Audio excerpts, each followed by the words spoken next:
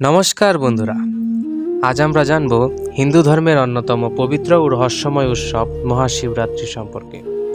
কেন এই রাতকে বলা হয় দেবতাদের সবচেয়ে শক্তিশালী রাত, কেন লাখো মানুষ উপবাস রাখে, আর এই দিনে কি করলে জীবনের সৌভাগ্য আসে, চলুন আজকের ভিডিওতে জানি শিবরাত্রির মাহাত্ম্য ও গুরুত্ব। শিবরাত্রি কি? শিবরাত্রি মানে শিবের রাত।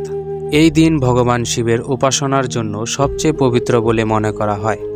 হিন্দু শাস্ত্র অনুযায়ী ফাল্গুন মাসের কৃষ্ণপক্ষের চতুর্দশীতে এই উৎসব পালিত হয়। এই রাতে শিবের শক্তি হাজার গুণ বৃদ্ধি পায় বলে বিশ্বাস করা হয়। শিবরাত্রির মাহাত্ম্য। পুরাণ মতে এই দিনে তিনটি গুরুত্বপূর্ণ ঘটনা ঘটেছিল। প্রথমত, এই রাতে শিব ও পার্বতীর বিবাহ হয়েছিল। দ্বিতীয়ত, এই রাতে শিব তাণ্ডব নৃত্য করেছিলেন। তৃতীয়ত, সমুদ্র মন্থনের সময় শিব বিষ পান করে বিশ্বকে রক্ষা করেন। তাই এই দিনকে বলা হয় শক্তি, ধ্বংস ও পুনর্জন্মের প্রতীক। শিবরাত্রির গুরুত্ব। শাস্ত্র অনুযায়ী এই দিনে উপবাস রাখলে পাপ দূর হয়, মানসিক শান্তি পাওয়া যায়, জীবনের বাধা কমে যায়, সৌভাগ্য বৃদ্ধি পায়।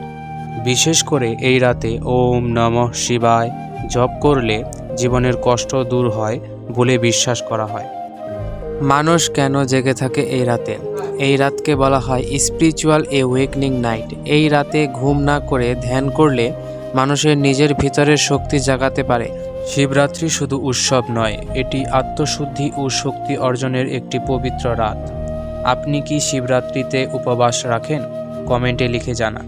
ভিডিওটি ভালো লাগলে লাইক ও সাবস্ক্রাইব করতে ভুলবেন না। ধন্যবাদ।